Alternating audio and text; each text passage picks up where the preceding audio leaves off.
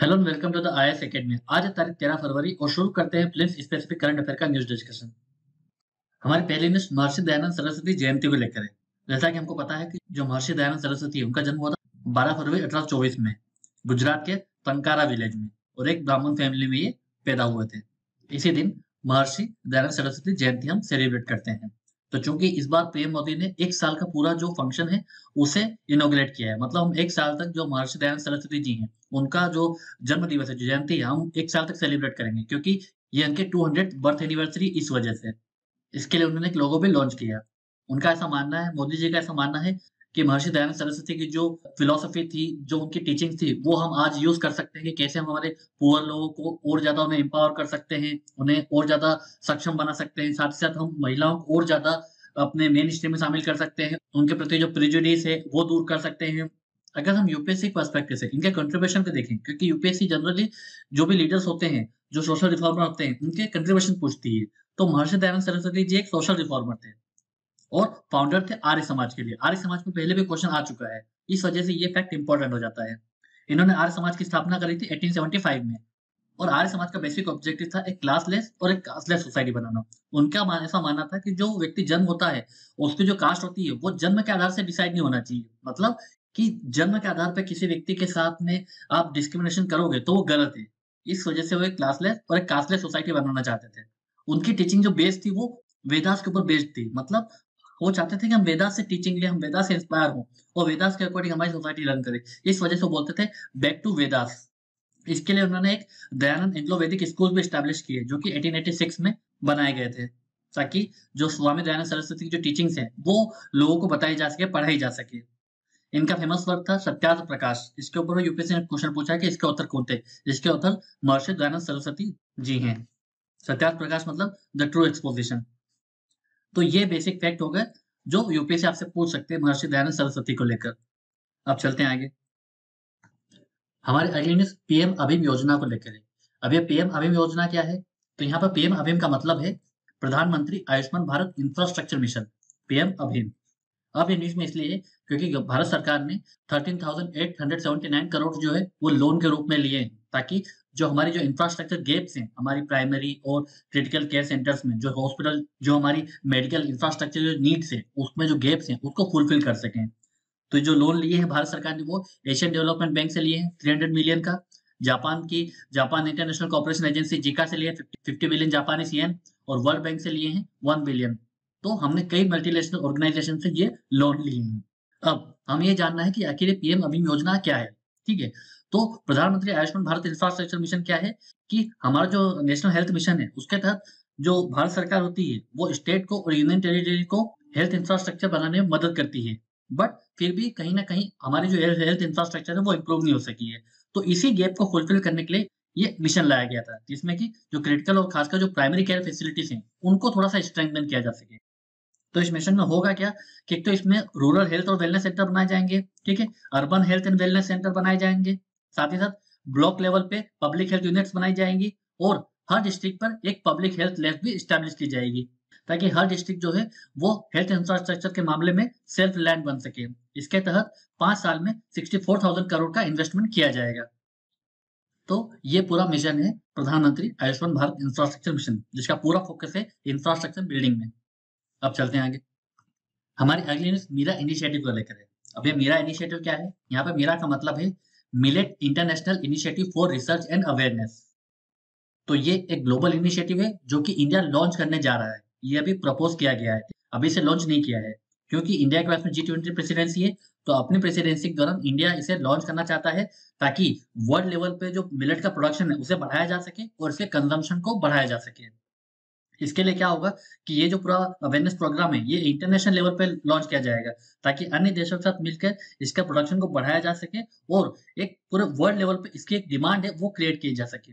अब इंडिया के लिए ज़रूरी इसलिए भी है क्योंकि जो 2023 का जो साल है, वो इंडिया ने क्या डिक्लेयर करवाया है? International year of millets. तो ये इंडिया की रिस्पॉन्सिबिलिटी है कि इसके लिए जितना हो सके आप इनिशिएटिव लीजिए, ताकि एक्चुअल में इसकी जो ग्राउंड बेनिफिट्स है वो नज़र आ सके। क्योंकि इसके मिलेट्स के हेल्थ बेनिफिट तो हैं, पर साथ-साथ हमारे देश के जो फार्मर्स हैं, वो भी अगर मिलेट्स को उगाते हैं तो उनका भी जो रेम्यूनरेशन है, उनके जो क्रॉप प्राइस है, वो अच्छे से रियलाइज़ कर सकेंगे, अगर ग्लोबल लेवल पे डिमांड होगी तो। तो इस इनिशिएटिव के लिए इंडिया इसके लिए सीड मनी प्रोवाइड करेगा। साथ ही साथ वो G20 मेंबर के साथ में एक पार्टनरशिप करेगा ताकि अन्य देश भी इसके लिए कंट्रीब्यूट कर सकें। इसके अलावा इंडिया ने एक और एफर्ट लिया है कि इंडिया को और ग्लोबल हब बनना है श्री अन्न, मतलब यहाँ पे मिलेट को श्री अन्न भी बोला जाता है क्योंकि इसकी काफी ज्यादा न्यूट्रिशनल और हेल्थ बेनिफिट्स होते हैं। तो Indian institute of millet research Hyderabad में स्टैब्लिश किया जाएगा as a centre of excellence, जो कि इसकी बेस्ट प्रैक्टिस निकालेगा, इसके रिगार्डिंग मिलेट के रिगार्डिंग रिसर्च करेगा और अन्य देशों के साथ में ये रिसर्च शेयर भी की जाएगी। अगर हम मिलेट्स को देखें तो हमारे देश में मेजर मिलेट्स कौन कौन सी हैं? ज्वार, बाजरा, रागी, कुछ स्मॉल मिलेट्स भी हैं जैसे कोडो, कुटकी, चेन्ना, सांवा। हमारे देश में मिलेट्स आज से नहीं है, हमारे देश में जो मिलेट्स के एविडेंस है वो हमें हमारे इंडस सिविलाइजेशन में मिले हैं। अब फार्मर्स के लिए इतना इंपॉर्टेंट क्यों है? क्योंकि इसका अगर हम ग्रोइंग सीजन देखें तो ये बहुत कम दिनों में ग्रो हो जाता है, 70 टू 100 डेज में। वहीं अगर पेडी और वीट को देखें तो वो 120 से 150 दिन लेते हैं। इसके लिए वाटर की रिक्वायरमेंट भी इतनी नहीं पड़ती है क्योंकि सिर्फ 300 से 500 एमएम तक का अगर वाटर मिलता है तो हम जो मिलेट्स हैं उसको ग्रो कर सकते हैं। और ये पुअर सॉइल में भी इजीली ग्रो किया जा सकता है और ये खरीफ क्रॉप है। तो ये बेसिक फैक्ट है। इंडिया का अगर प्रोडक्शन देखें तो इंडिया पूरे वर्ल्ड में 41% जो मिलेट्स है वो इंडिया अकेला ग्रो करता है। सेकंड पे नाइजीरिया और थर्ड पे चाइना है। और अगर इंडिया के अंदर की बात करें तो सबसे ज्यादा ये ग्रो होता है राजस्थान में, उसके बाद उत्तर प्रदेश में और आंध्र प्रदेश, तेलंगाना, कर्नाटका, तमिलनाडु, हरियाणा, गुजरात। तो बेसिकली नॉर्थ और वेस्टर्न स्टेट में ये मिलेट्स का प्रोडक्शन ज्यादा होता है। क्योंकि ये ईयर 2023 है, यहाँ पर इंटरनेशनल ईयर ऑफ मिलेट्स है, तो यूपीएससी डेफिनेटली इस पर क्वेश्चन पूछ सकते हैं। इससे रिलेटेड जो भी इनिशिएटिव होंगे, चाहे वर्ल्ड लेवल पे हो चाहे इंडिया लेवल पे, तो वो हमें याद करके जाना है क्योंकि यूपीएससी यहाँ पर पूछ सकती है। अब चलते हैं आगे। हमारी अगली मार्केट एक्सेस इनिशिएटिव को लेकर है। अब ये जो इनिशिएटिव है मार्केट एक्सेस इनिशिएटिव, ये किस मिनिस्ट्री के अंदर आता है? ये ministry of commerce and industry के अंदर आता है। तो इसका जो मेन ऑब्जेक्टिव ये है कि हमारे देश में एक्सपोर्ट को बढ़ावा देना। इसके लिए तरह तरह के आप स्कीम्स लेके आते हैं, प्रोग्राम्स लेके आते हैं, सेमिनार करवाए जाते हैं ताकि हम एक प्रोडक्ट और कंट्री फोकस अप्रोच रख सकें। जैसे कि अगर हमें जापान में हमारे टेक्सटाइल को बढ़ावा देना है, टेक्सटाइल प्रोडक्ट को हमें एक्सपोर्ट करना है, तो हम उसके रिगार्डिंग सेमिनार्स करेंगे, वर्कशॉप आयोजित कराएंगे ताकि हमारे देश का जो एक्सपोर्ट है वो बढ़ सके। तो ये जो पूरा कार्यक्रम होता है ये इसी मार्केट एक्सेस इनिशिएटिव के अंदर होता है। तो इसी स्कीम के अंदर एक बायर सेलर्स की एक मीट ऑर्गेनाइज हुई थी जिसका नाम है अप नेक्स्ट इंडिया 2023। अब ये जो मीट थी ये किसने कराई थी? AEPC, apparel export promotion council. और ये जो बॉडी ये किसके अंदर काम करती है? ये ministry of commerce and industry के अंदर काम करती है। अब यहाँ पे इंपॉर्टेंट कॉन्सेप्ट है रिवर्स बायर सेलर मीट।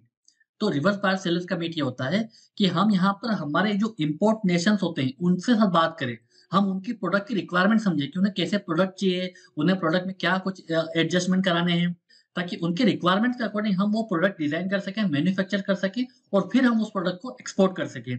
तो इसी को बोला जाता है रिवर्स बायर सेलर मीट। यहाँ पर हम हमारे प्रोडक्ट लेके नहीं जाते हैं कि हमें ये प्रोडक्ट बेचना है, हम पहले कस्टमर की रिक्वायरमेंट जानते हैं कि आपको क्या प्रोडक्ट चाहिए, आपके प्रोडक्ट में कैसे कैसे एडजस्टमेंट करनी होंगी, क्या रिक्वायरमेंट्स आपकी, उसके अकॉर्डिंग फिर इंडियन जो सेलर्स होते हैं, इंडियन जो मैन्युफैक्चरर्स होते हैं वो प्रोडक्ट बनाते हैं ताकि हम उसको एक्सपोर्ट कर सकें।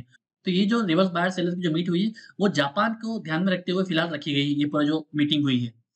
तो यहाँ पर अगर यूपीएससी क्वेश्चन पूछेगा तो ये पूछ सकता है रिवर्स बायर सेलर मीट क्या है, या फिर ये एईपीसी क्या है, अप्रैल एक्सपोर्ट प्रमोशन काउंसिल, जो कि 1978 में बनी थी, जो कि एक ऑफिशियल बॉडी है ministry of commerce and industry के अंदर, ठीक है।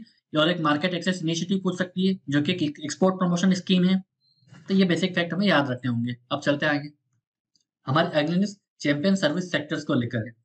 अभी न्यूज में क्या है, दरअसल हमारी सेंट्रल गवर्नमेंट ने एक एक्शन प्लान लॉन्च किया है जिसका नाम है action plan for champion sectors in service, ताकि हमारे जो चैंपियन सर्विस सेक्टर्स हैं उनको और ज्यादा प्रमोट कर सकें, उनसे और ज्यादा एक्सपोर्ट को प्रमोट कर सकें। तो हमें ये जानना है कि चैंपियन सर्विस सेक्टर्स क्या हैं। तो हमारे भारत सरकार ने 12 सेक्टर्स को आइडेंटिफाई किया है एज चैंपियन सर्विस सेक्टर्स, ताकि गवर्नमेंट क्या करेगी, इनको एक्स्ट्रा अटेंशन देगी कि इनको और कैसे ज्यादा हम डेवलप कर सकते हैं ताकि इनका जो एक्सपोर्ट है वो और बढ़ सके। तो यहाँ पे 12 सर्विस सेक्टर्स कौन कौन से हैं? इंफॉर्मेशन टेक्नोलॉजी है, information technology enable service, tourism and hospitality service, medical value travel, transport and logistic service, accounting and financing service, audio visual service, legal service, communication service, construction and related engineering service, environmental service, financial service and education service. तो ये 12 हमारे जो sectors होंगे जिन्हें government of India promote करेगी, इनका जो basic development है वो आगे ध्यान रखेगी ताकि हम इन सेक्टर से और ज्यादा एक्सपोर्ट कर सकें, ताकि और ज्यादा इन सेक्टर से जॉब क्रिएट हो सके, ताकि और ज्यादा इन सेक्टर से हमारा जो जीडीपी का कंट्रीब्यूशन है वो बढ़ सके। क्योंकि हमारे देश का जो सर्विस सेक्टर है, वो ग्लोबल सर्विस सेक्टर में कितना एक्सपोर्ट करता है? मात्र 3.3%, जो कि बहुत कम है। इस स्कीम को लॉन्च किसने किया है? इस स्कीम को लॉन्च किया है डिपार्टमेंट ऑफ कॉमर्स, मतलब जो मिनिस्ट्री ऑफ कॉमर्स है, वो स्कीम रन करती है। तो इसके लिए फिलहाल एक एक्शन प्लान लॉन्च किया गया है और साथ ही साथ 5,000 करोड़ भी एलोकेट किए गए हैं ताकि इस सेक्टर से रिलेटेड और ज़्यादा जो डेवलपमेंटल जो नीड्स हैं, वो पूरी की जा सके। तो ये बेसिक फैक्ट है चैंपियन सर्विस सेक्टर्स को लेकर। अब चलते हैं आगे। अब एक प्रीवियस ईयर क्वेश्चन देख लेते हैं जो यूपीएससी ने 2017 के प्रीलिम्स से पूछा था। One of the implication of equality in society is the absence of, option है प्रिविलेज, रिस्ट्रेंट्स, कंपटीशन, आइडियोलॉजी। तो यहाँ पे हमें इक्वलिटी का मतलब समझना होगा। इक्वलिटी का बेसिक सा मतलब ही यही है कि अब्सेंस ऑफ प्रिविलेजेस। अगर मान लो किसी व्यक्ति को हम प्रिविलेज देते हैं कि भाई तू जा, तो ट्रैफिक का चालान नहीं लगेगा, तू बिंदास रेड लाइट क्रॉस कर सकता है, तो इसका मतलब उस पर्टिकुलर व्यक्ति को प्रिविलेज है। तो यहाँ पर क्या वायलेशन होगा? इक्वलिटी का वायलेशन होगा, क्योंकि बाकी लोगों को चालान भरना पड़ता है। ठीक है, तो इस वजह से अगर सोसाइटी में इक्वलिटी चाहिए तो उसके लिए हमें प्रिविलेज को अबॉलिश करना होगा। तो अगर हमारी सोसाइटी में इक्वलिटी है, इसका मतलब हमारी सोसाइटी में प्रिविलेजेस नहीं है। हालांकि इसके कुछ एक्सेप्शन हो सकते हैं, जैसे कि हम जो प्रेसिडेंट को दिया जाता है या फिर जो गवर्नर्स को मिलते हैं, ठीक है, कुछ प्रिविलेजेस उनको दिए जाते हैं ताकि वो उनकी ड्यूटी है वो इफेक्टिवली तरीके से डिस्चार्ज कर सकें। बट इक्वलिटी का मतलब यहाँ है कि सबको समान अधिकार है, ठीक है, सबको समान फ्रीडम है, सबको समान लिबर्टीज हैं और सब पे एक साथ जो लॉ होंगे, लॉ ऑफ द लैंड होंगे, सब पर एक जैसे एप्लीकेबल होंगे।